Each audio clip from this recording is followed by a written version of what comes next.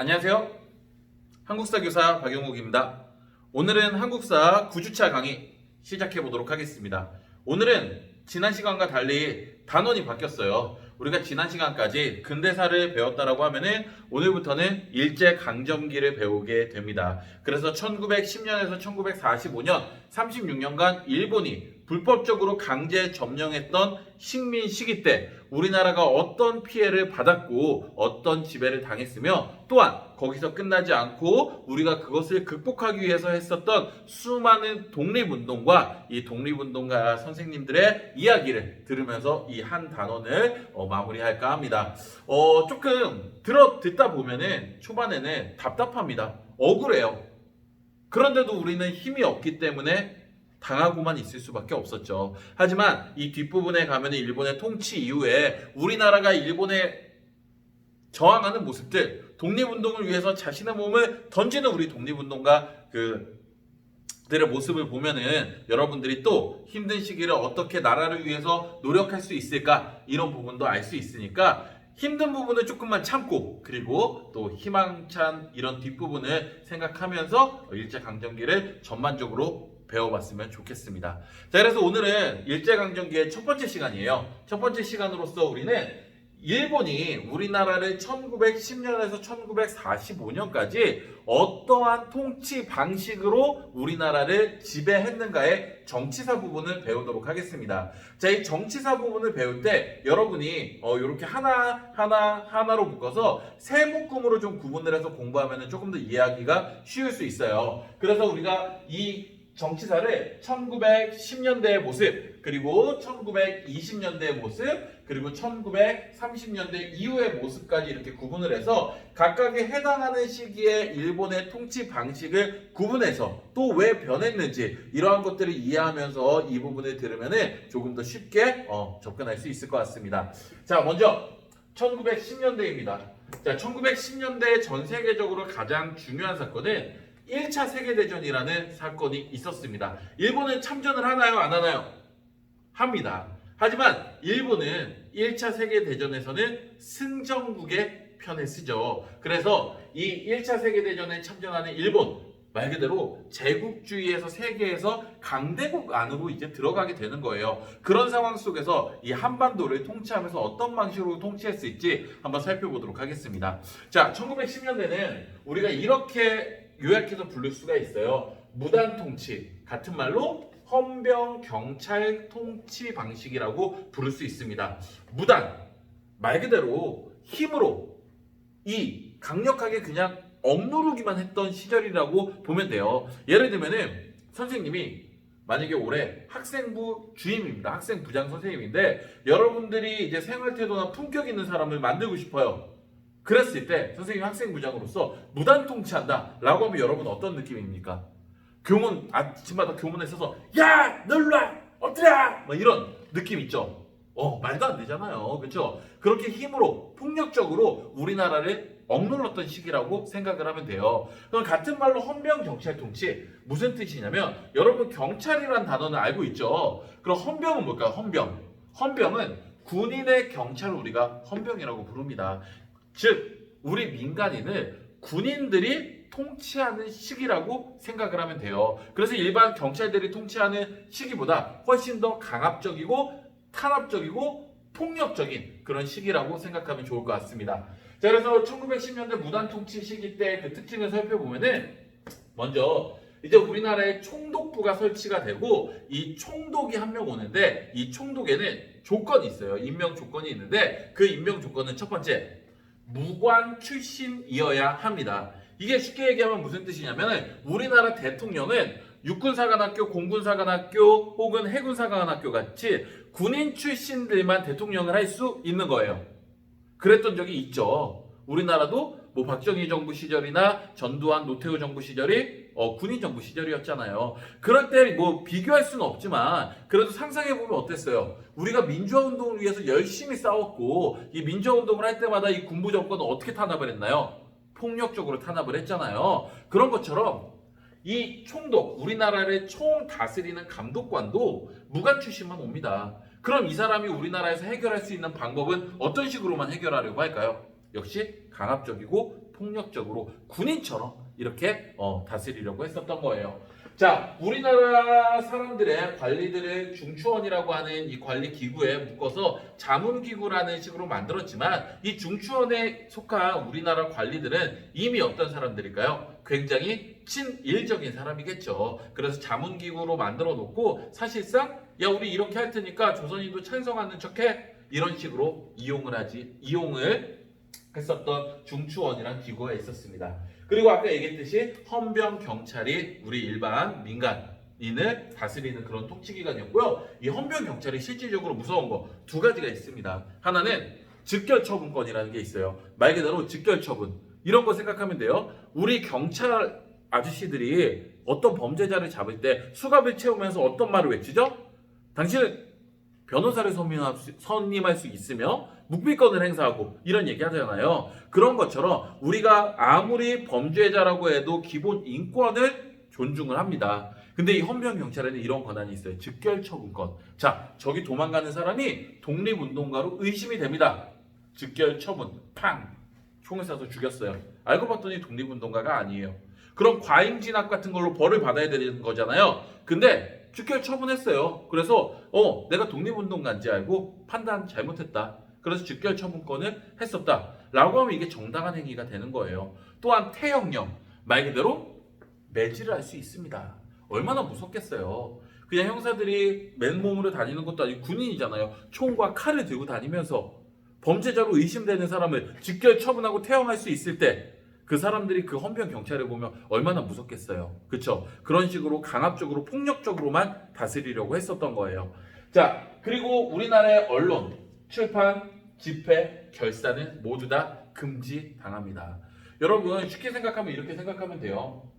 어떤 정부의 부정부패가 나왔어요. 이것을 언론사에서 발표를 합니다. 그랬더니 이런 것들에 대한 책들이 나오기 시작해요. 사람들이 그 책을 읽고 집회, 모임을 갖고 결사, 단체를 결성해요. 이런 게 너무나 지금은 자연스럽잖아요. 근데 그 어느 하나도 불가합니다. 신문사, 언론사를 만들 수 없고요. 책을 쓸 수 없고요. 모임을 만들 수 없고 단체를 결성할 수 없습니다. 했다간 어떻게 되겠어요? 당연히 무자비하게 당하겠죠. 자, 아무튼 이런 모든 것들이 금지되어 있는 상태고, 심지어 교사, 공무원들도 칼을 차고 제복을 입은 군인의 모습으로서 수업을 하고 행정 업무를 보는 거예요. 어떤 사람이 이거 잘못된 거 아닙니까? 이렇게 배우면 안 되는 거 아닙니까? 이렇게 저항을 할 수 있겠어요. 그렇죠? 그래서 이렇게 무단 통치를 통해서 우리나라를 강압적으로 잡아놓으려고 했어요. 근데 우리나라 민족의 힘을 일제강점기 안에서 가장 크게 보여주는 그 사건이 1919년 발생하게 됩니다. 그게 1919년 3.1운동이라는 게 발생을 하면서 전 국민적 이런 만세운동이 전국적으로 퍼져나가는 거예요. 그때 일본은 아차한 거예요. 아차한 게 그냥 힘으로만 억누르면 된다라고 생각을 했는데 저항을 하네? 그리고 이게 해외 언론에게 알려지다 보니까 우리 일본의 이미지가 별로 좋지 않게 돼버렸네? 이러면은 안 될 것 같아. 우리가 얘네를 약탈하고 뺏으러 온 게 아니라 이게 근대화를 시켜주고 도움을 주러 온 것처럼 잘 포장을 해야겠어 라는 생각으로 이 3.1운동 이후에 통치 방식을 무단통치, 헌병, 경찰통치에서 문화통치라는 이름으로 바꾸게 됩니다. 하지만 선생님이 옆에 기만이라고 적어놨어요. 즉 말로만 문화적으로 행하는 척하면서 실질적으로는 우리나라 사람들을 더 기만하고 괴롭히는 이런 것들이 있었습니다. 자, 그래서 통치 방식으로 어떻게 바뀌었는지 한번 살펴보면은 먼저 무관 출신의 총독만 가능하던 총독 임명권을 문관도 가능하게끔 했습니다. 즉 문관 출신도 우리나라 총독으로 올 수 있다. 그래서 군인 출신이 아니기 때문에 너희들을 훨씬 더 부드럽고 유하게 다뤄줄 수 있다라는 것을 보여주기 위함이죠. 하지만 이게 기만으로 어떻게 보여졌을까요? 우리나라는 1910년부터 1945년 36년간 단 한 차례도 문관 총독이 임명된 적은 없습니다. 모두 다 무관 출신이 들어오게 되죠. 자, 두 번째, 헌병경찰 무서웠구나. 그래, 일반 보통 경찰제로 바꿔줄게 라고 합니다. 즉 군인들이 국민들을 잡아 넣는 게 아니라 우리가 지금 알고 있는 이런 경찰들이 바뀌게 되는 거예요. 군인 헌병들은 군인 업무로 돌아가게 됩니다. 조금 더 무언가 나아진 것 같죠? 하지만 이 기만 정책 속에는 어떤 것들이 있냐? 일단은 경찰 수를 3배 이상 늘려놓습니다. 그리고 치안유지법과 같은 악법을 1925년 제정을 하면서 이제 우리나라 사람들이 작은 일을 했을 때도 이런 어떤 행동을 했을 때 그냥 바로바로 잡아 넣어갈 수 있는 이런 악법을 만든 거예요. 이 치안유지법은 사회 파트를 배울 때 조금 더 구체적으로 설명을 하도록 하겠습니다. 즉, 이 경찰 수가 늘어나고 치안유지법이 또 이렇게 발행되었다라고 하는 데는 또 이런 안타까운 사실도 있어요. 여러분 일제강점기라고 했을 때 여러분이 또 쉽게 떠오르는 것 중에 하나가 친일파. 그쵸? 왜 우리나라 독립운동가를 괴롭히고 못살게 굴고 잡아놓는 사람은 실제로 일본인보다는 우리나라 경찰들이 더 많잖아요. 생각해보세요. 우리나라 경찰 수를 3배 이상 증가시킨대요. 그럼 일본에 뽑아놓은 경찰을 우리나라로 데리고 온다? 그렇지 않습니다. 그럼 어떻게 할까요? 우리 조선인들 중에서 경찰 간부를 뽑는 거예요. 즉 조선을 조선인으로서 감시하게끔 하는 거죠. 즉 같은 민족을 분열하게끔 만드는 이런 안타까운 사실도 이때 발생하게 됩니다. 자, 그리고 조선일보와 동아일보 같은 언론사를 부분적으로 창간, 문을 열게 해줘요. 그래, 언론 활동해. 그래, 너네 집회 활동 뭐 허가받고 해. 라고 열어주는 거예요. 하지만 이 속에도 사실상 언론과 이런 거를 통해서 오히려 더 친일적인 행위나 친일파가 혹은 일본이 다스리기에 더 유리한 방향으로 언론 기사를 더 쓰게끔 만드는 거죠. 그래서 실제로 이 조선일보와 동아일보는 항상 신문을 창간한 다음에 그날 총독부에 검열을 받아야 되고요. 이게 일본을 비하하거나 혹은 비난하거나 조선을 옹호하는 그런 글을 썼을 때는 당분간 정간 신문을 찍어내지 못합니다. 대표적인 사건으로 여러분이 그런 일을 알고 있죠. 우리 베를린 올림픽에서 송기정홍이 마라톤을 통해서 금메달을 땄습니다. 민족적으로 굉장히 한 민족을 힘을 합칠 수 있는 굉장히 중요한 일이었어요. 여러분 생각해보세요. 우리가 월드컵, 올림픽 이럴 때 보면은 대한민국 사람이라는 게 대한민국 대표가 저기서 활약하는 게 얼마나 멋있어 보여요. 그런 것처럼 대한민국을 뭉쳐줄 수 있는 힘이에요. 근데 이 베를린 올림픽 단상에 올라간 송기정홍은 선생님은 고개를 숙일 수밖에 없었습니다. 왜? 가슴에 달려있는 한국의 태극기가 아니라 일장기가 부끄러워서요. 그래서 그 이후에 이 동아일보에서 어떻게 했어요? 태극기를 그렸죠. 일장기를 삭제했죠. 그 사건으로 인해서 동아일보가 정간당하는 그런 사건들도 있었습니다. 자, 그리고 이 조선어는 필수 과정으로서 이제 학생들에게 너네 조선 사람들 가르쳐 줄게 라고 하면서 이렇게 유화하는 정책을 펼쳤긴 했지만 역시 모든 것들이 기만하고 오히려 우리나라 사람들을 헐뜯고 의심하는 이런 민족 분열의 정책들을 더 펼쳤다라고 여러분들이 알고 있으면 될 것 같아요.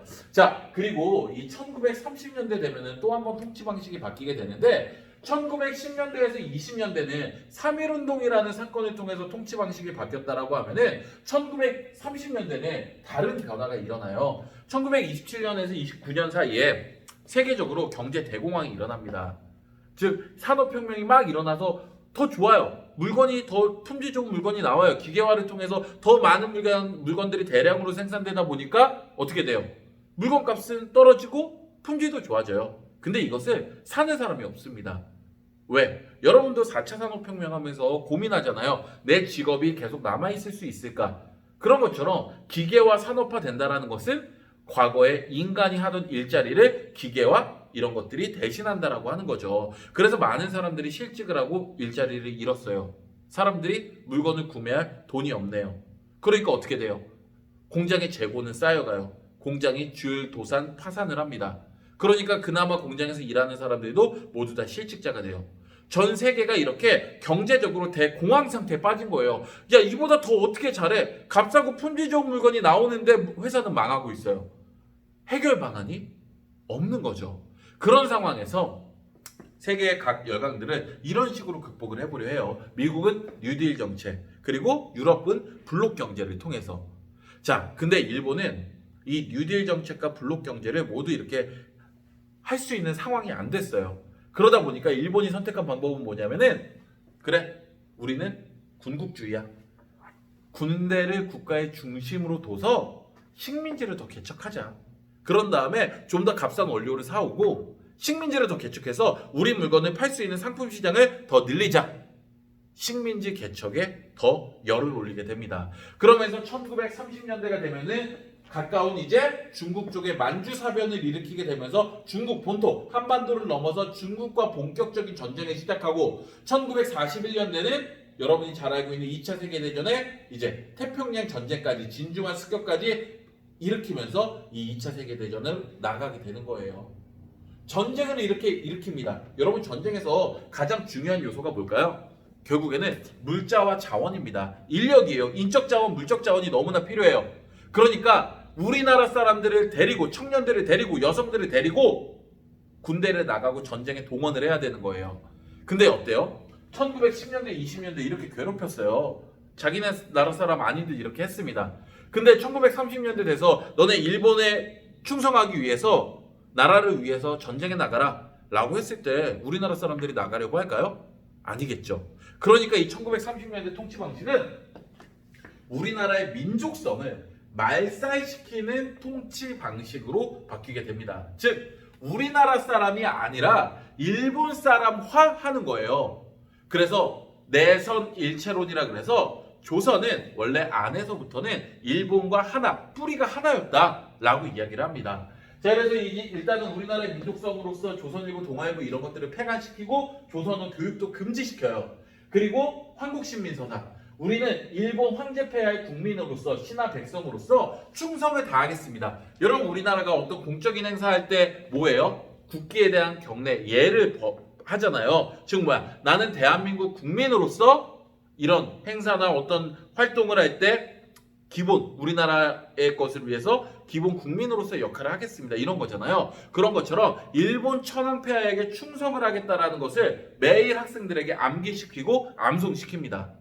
세뇌교육 시키는 거죠. 그리고 궁성요배와 신사참배, 즉 일본의 궁성을 향해 절을 하고 신사라는 거 뭔지 알고 있죠. 일본의 전쟁 영웅들의 위패를 모셔놓은 곳에 참배를 가서 이렇게 인사를 하라고 하는 거예요. 그러니까 여러분 쉽게 얘기하면은 여러분 현충원 같은 곳에 우리가 참배를 간다라고 하면 어때요? 우리나라를 위해서 노력해 주신 순국 열사들, 독립운동가, 그 외에 6.25 전쟁 이런 거를 통해서 민주화 열사들 감사하게 생각하는 거 맞잖아요. 근데 우리나라 사람들이 데리고 일본의 전쟁 영웅들을 가지고 가서 신사참배를 하라고 합니다. 그래서 이 마음속에 너희들은 일본 사람이야 이런 것들이 자꾸 주입시키고 집어넣는 거죠. 그리고 창씨개명, 여러분 다 알고 있죠?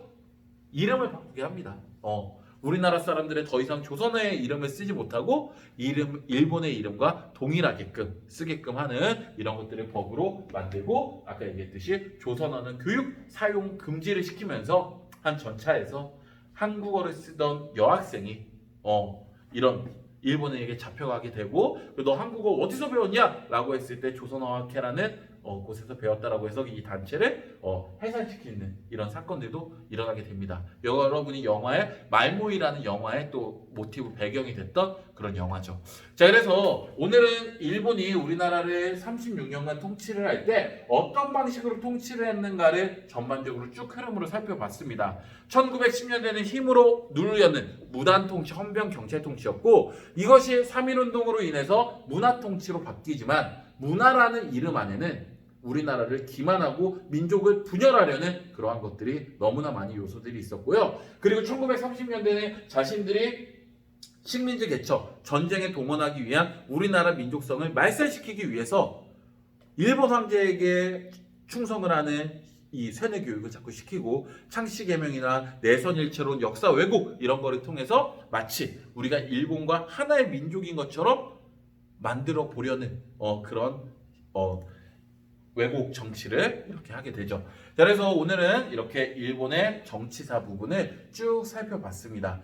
다음 시간에는 일본의 우리나라가 그런 일본이 어떤 경제적으로 어떤 것을 빼앗아 가려고 했을까 이런 부분을 살펴보도록 하겠습니다. 자, 오늘 여기까지 배우고 다음 시간에 만나도록 하겠습니다. 여러분 동영상 강의 꼭 보고 수업 들어오도록 하세요. 네, 감사합니다.